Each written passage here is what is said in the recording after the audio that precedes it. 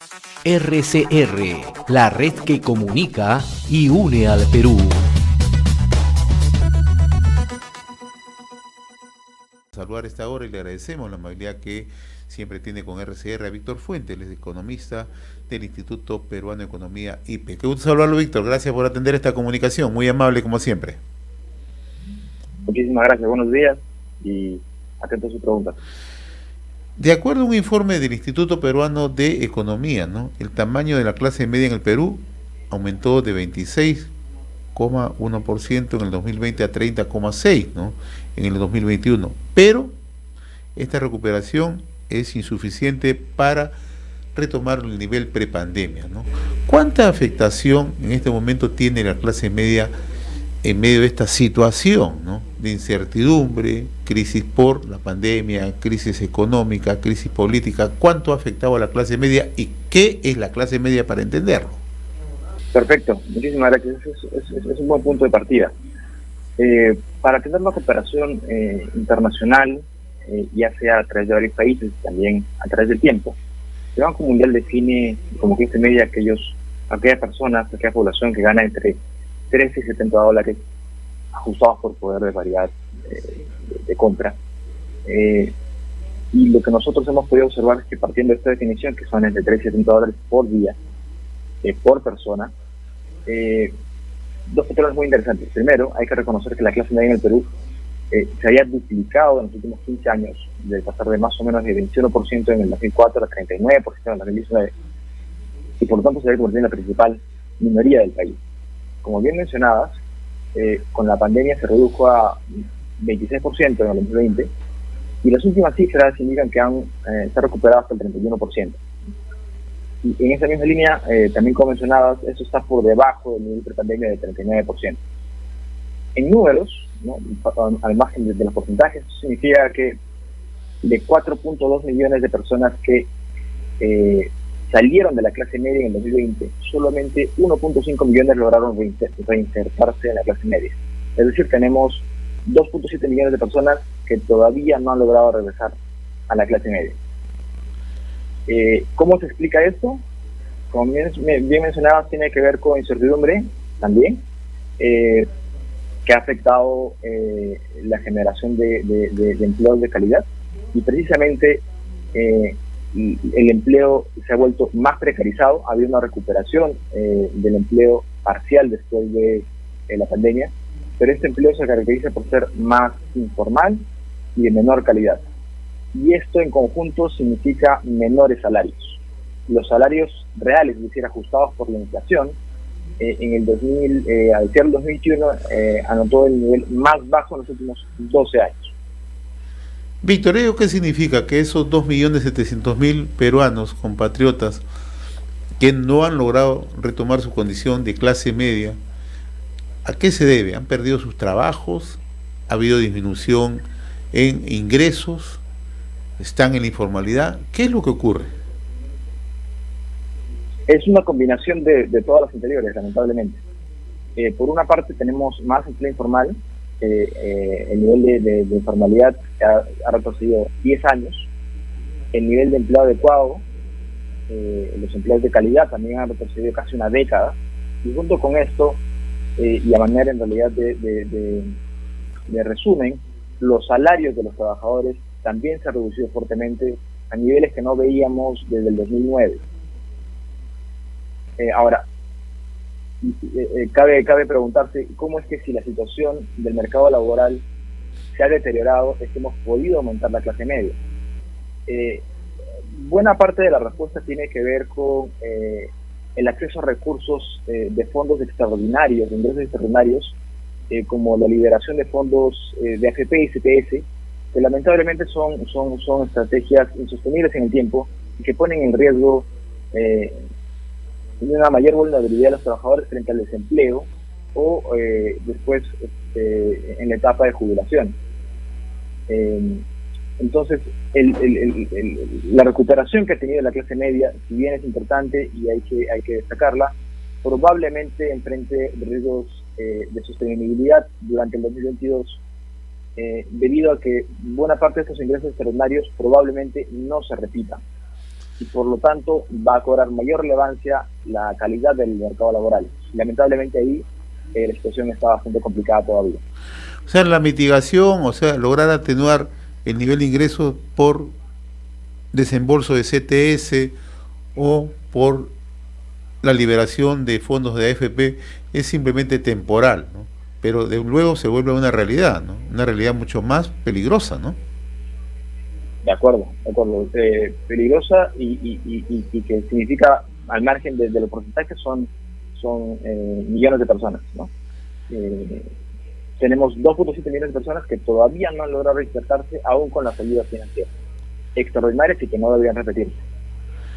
Ustedes en la proyección que hacen en el Instituto Peruano de Economía, Víctor, señalan que la clase media podría recuperarse tomando medidas económicas sensatas y esto tomaría una década para recuperarla. ¿Tan difícil es la situación? ¿Tan complicada es la situación?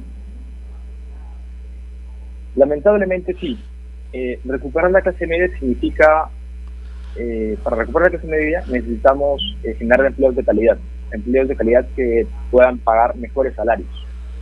Y lamentablemente no vamos a poder generar más empleos y mejores salarios si es que no tenemos mayor crecimiento económico, y para lograr mayor crecimiento económico necesitamos más inversión privada.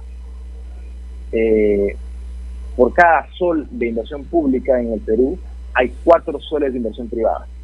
Y lamentablemente las expectativas sobre la confianza en la economía se han deteriorado muchísimo, y esto es un indicador adelantado de lo que va a significar la inversión privada. En el IPE nosotros estimamos que la inversión privada va a caer en el 2022 alrededor de 5%, y las estimaciones del Banco Central y del MES ya se han ajustado fuertemente de un crecimiento positivo que esperaban el año pasado para el 2022, y ahora proyectan un crecimiento nulo. Nosotros esperamos que ese crecimiento en realidad sea negativo. Entonces las condiciones como para que se dé la inversión adecuada que sustente el crecimiento y la generación de empleos de calidad no son claras. Definitivamente el clima de incertidumbre política abona en sentido contrario, pero también otras medidas como en el ámbito laboral que hacen mucho más complicado contratar de manera formal, ¿no? Por ejemplo, el aumento de la remuneración mínima vital suena una buena idea, pero en realidad termina dificultando la contratación principalmente entre empresas más pequeñas. Lo mismo con la eliminación de la tercerización laboral, que otra vez suena a justicia social, pero en realidad demuestra un poco conocimiento de la economía y del funcionamiento de la productividad empresarial. Víctor, en términos del día a día, en términos cotidianos, ¿no? Si las inversiones caen 15%, el crecimiento económico es cero, ¿no? ¿Cómo va a afectar a la población? Tradúcelos en términos de empleo, tradúcelos en términos de ingreso, en términos de estabilidad económica. Perfecto. Por cada punto de crecimiento, por cada 1% que crece la economía, nosotros estimamos que más o menos se generan entre 60 y 70 mil puestos de trabajo formales. Esto significa que al no crecer estamos dejando de generar nuevos trabajos formales. Sin embargo, cada año entran a la fuerza laboral más de 100.000 trabajadores nuevos. Es decir, que vamos a tener más población, pero menos trabajos formales, y por lo tanto la informalidad va a aumentar. Esto va a significar ineludiblemente que la calidad en general del mercado laboral se va a deteriorar, y por lo tanto vamos a enfrentar menores salarios. Y menores salarios para todos significa menor poder adquisitivo, que ya se ve afectado por un proceso inflacionario que no vemos desde hace más de 20 años. Entonces, eso va a generar también descontento social y va a complicar cualquier tipo de reforma que se pueda plantear al respecto. En términos del día a día va a significar, a manera de resumen, menores salarios, una menor calidad de vida y mayores preocupaciones para los hogares. Ahora, tú tienes una idea por el trabajo que realiza de cómo está la situación en las regiones, ¿no? Y cuando hablamos de clase media en regiones, siempre hemos admirado una clase media floreciente en Arequipa, una clase media que comenzaba a emerger en Apurímac, un sector de clase media en La Libertad, un sector de clase media en Ica. Si tuviéramos que hacer una medición de la clase media a nivel regional, ¿cuáles son las más afectadas en este momento, aparte de Lima, naturalmente? Bien, como dato, para poner en contexto un poco más general, ¿Ya? en 23 de las 25 regiones el tamaño de la clase media en 2021 fue menor que en el 2019. Solamente en 2 la clase media logró recuperarse, y fue en Apurímac y Moquegua, ¿Ya? precisamente 2 regiones mineras que han tenido problemas de competitividad muy alta. Y como bien mencionaba, los más afectados en la reducción de la clase media han sido regiones como Arequipa, Ica, Tacna. En el caso de Arequipa es bastante preocupante, porque había logrado una clase media de 55% en el 2019, y para el 2021 la clase media se redujo hasta un nivel de 40%, 15 puntos menos, y ese es el nivel más bajo en 12 años para la economía arequipeña. Y esta expansión había sido muy alta en Arequipa, había pasado de 21% en el 2004 a 55% en el 2019.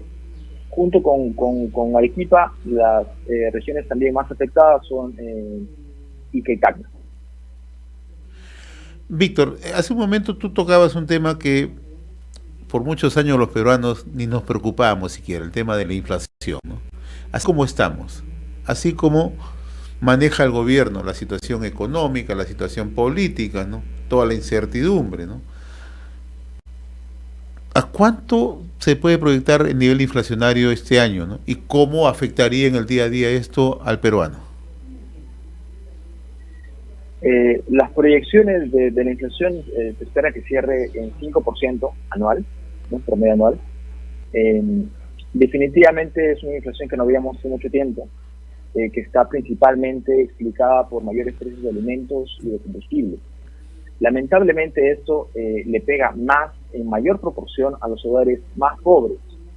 Según nuestras estimaciones, el 20% más pobre de los hogares enfrenta una pobreza casi un punto mayor que el promedio nacional y 2 puntos mayor que el 20% más rico. Y esto se explica fundamentalmente porque los hogares más pobres, en proporción de su gasto total, gastan más en alimentos y transporte, que son rubros que precisamente han aumentado más. Y esto va a significar para las familias definitivamente un golpe al bolsillo importante, pero también un incremento del descontento social, sobre el que poco abona las políticas de gobierno, muy poco promotoras, muy poco idóneas respecto a la inversión privada. Con estos niveles de precios internacionales que vemos en el mundo, deberíamos estar generando inversiones, por lo menos en el sector minero, de otra dimensión, ¿no? Lo mismo nos pasó en el 2011 con precios internacionales de los metales más bajos, y teníamos una cartera de proyectos mineros enorme, gigantesca, de más de 50.000 millones de dólares, y el cierre del 2021 la cartera de inversión en el sector minero es de aproximadamente 1.000 millones de dólares. La diferencia es abismal, y denota el nivel de incertidumbre política que afecta las expectativas sobre las inversiones. Lamentablemente esto va a terminar afectando ingresos, sin los cuales la inflación puede cobrar más relevancia todavía. Permíteme una pregunta final, Víctor, ¿no? Acabas de tocar hace unos momentos el tema de pobreza, ¿no? Acaba de conocerse hace unos días, ¿no? Un informe del Instituto Nacional de Estadística e Informática respecto a una encuesta de hogares, ¿no? Y hay regiones, como es el caso de Huancavelica, es el caso de Cajamarca, el caso de Puno, que están a la saga, no solamente en pobreza y pobreza extrema, ¿no? ¿Cómo entender, ¿no? que existan regiones que tienen potencialidades económicas, ¿no? No logran mitigar, salir de esta situación de pobreza? El caso de Cajamarca, ¿no? Cajamarca tiene potencialidad por sus recursos, pero sin embargo son varios años en la cual se mantiene en pobreza y pobreza extrema, ¿no? Sí, de acuerdo. Hay que destacar que no solo tiene potencial a futuro, es decir, recursos por explotar, sino que históricamente ha tenido una explotación bastante preponderante de los recursos mineros. Lamentablemente creo que es un consenso que el problema que enfrentamos en el Perú no es el de los 80, no es de la falta de recursos, sino es más bien de la falta de gestión pública adecuada. Solamente en canon y regalías se han transferido miles de millones de dólares en los últimos años, y lamentablemente solamente se han ejecutado entre gobiernos nacionales cerca del 70% de esos recursos. Y dentro de los recursos que sí se han ejecutado, cabe preguntarse cuál ha sido la calidad de los mismos. Cuál es, por ejemplo, en el caso de Cajamarca, cuál es la obra, alguna obra emblemática que pueda ejemplificar los cuantiosos recursos que ha generado la minería. En ese sentido, mucho de los beneficios económicos y fiscales de la minería no se han traducido en mejoras del bienestar social de las personas de los lugares aledaños, de las provincias aledañas y de la región en particular, principalmente porque no se han sabido utilizar adecuadamente esos recursos. El mal uso de esos recursos creo que es bastante evidente en muchas regiones, incluyendo Cajamarca. Víctor Fuente, yo te agradezco la amabilidad con RCR, Red de Comunicación Regional, por esta ilustrativa explicación que nos has brindado, ¿no? Sobre todo a las zonas más alejadas del país donde llegamos a través de RCR, Red de Comunicación Regional. Muy reconocido por esta comunicación, Víctor. Un fuerte abrazo. Gracias. RCR, la red que comunica y une al Perú.